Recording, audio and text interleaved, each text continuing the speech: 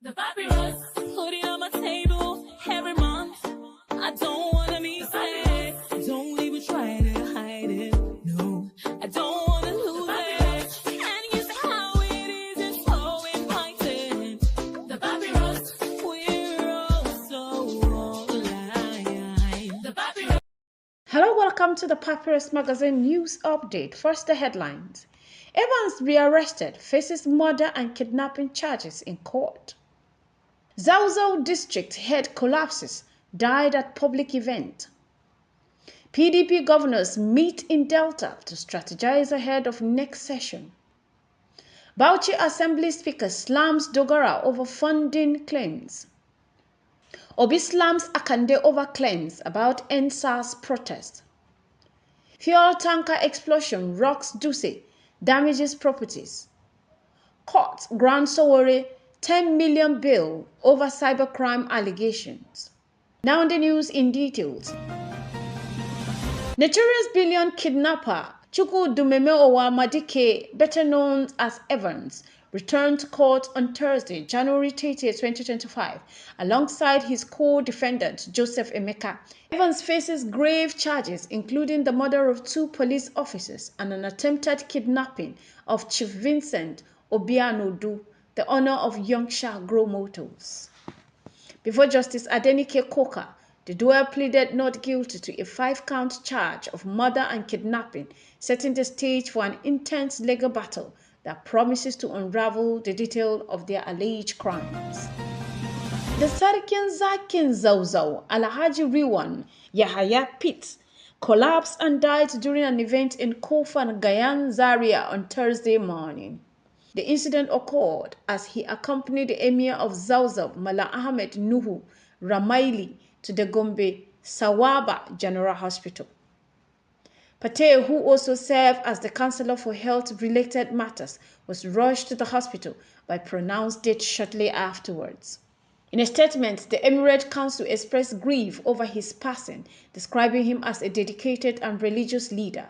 His remains were interred at Rimindodo, with the Emir of Zauzau offering prayers for his soul.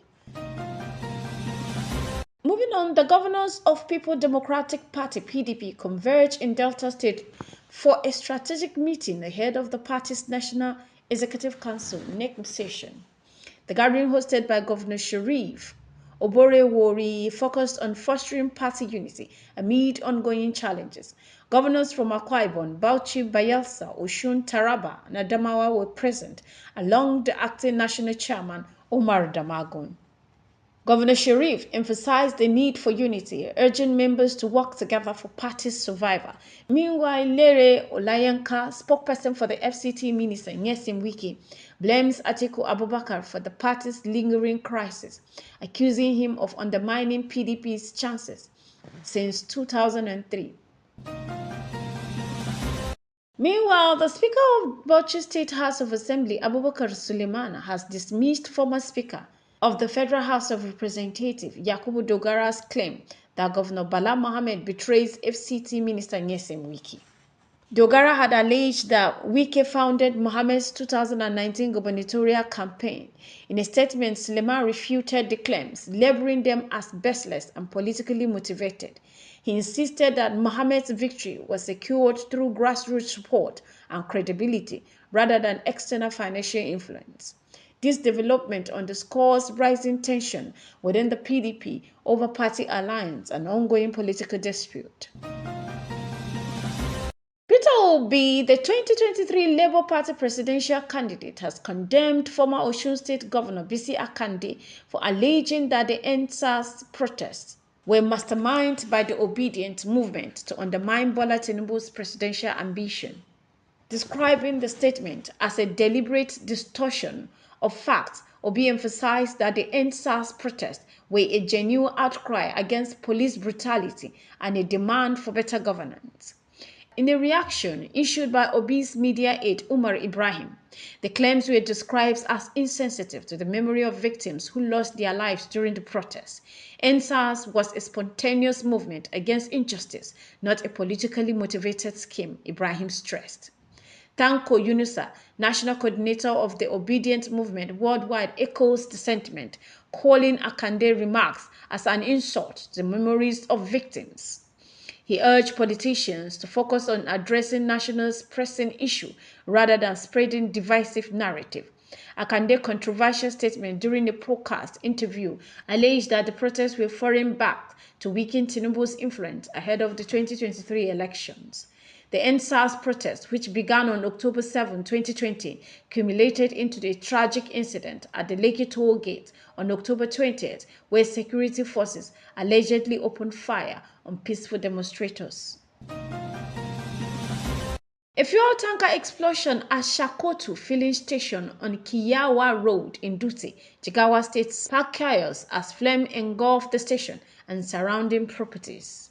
Eyewitnesses described the scene as terrifying, with one Baba Nura stating, "I was nearby when I heard a loud explosion. Fire spread rapidly and people flee in panic." The explosion reportedly occurred around 8 p.m. while the tanker was offloading fuel. The police confirmed the incident, stating that the area has been cordoned off while firefighters battle the blaze. Although no fatality have been reported, authorities continue to assess the damages. Efforts to contact the state manager for comment were unsuccessful, with staff refusing to speak on the incident. The investigations are underway to undermine the cause of the explosion and the extent of the losses. A federal high court in Abuja has granted bail to Omoyele Sowore, the 2023 African Action Congress AAC presidential candidate, in the sum of 10 million, with one surety in like sum. Justice Musa Liman, while driving the ruling on Thursday, 30th January 2025, stated that the surety must be a responsible citizen with landed property within the court's jurisdiction. Both Sowore and the sureties were directed to deposit their international passport, with the surety required to swear an affidavit of means.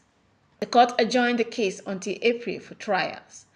Sowore, also known as the convener of the Revolution Now protest, was arraigned on Wednesday on a 16-count amendment charges filed by Inspector General of Police IGP Kayode Igbetukun. Among the allegations, Sowore was accused of cybercrimes offenses, including calling the IGP the illegal IGP of Nigerian Police Force in a December 2024 social media post. The prosecution claimed that Sowore further described Igbetukun as a symbol of mediocrity, incompetence, and corruption, while warning that the IGP would destroy the Nigerian police. Sowore pleaded not guilty to all charges. His lawyer, Marshal Abubakar, moved for bail, with the IGP's counsel, M.U. Jonathan, opposed. Justice Liman, after reserving ruling, ultimately admitted Sowore to bail. This has been the Papyrus TV Africa. The Papyrus.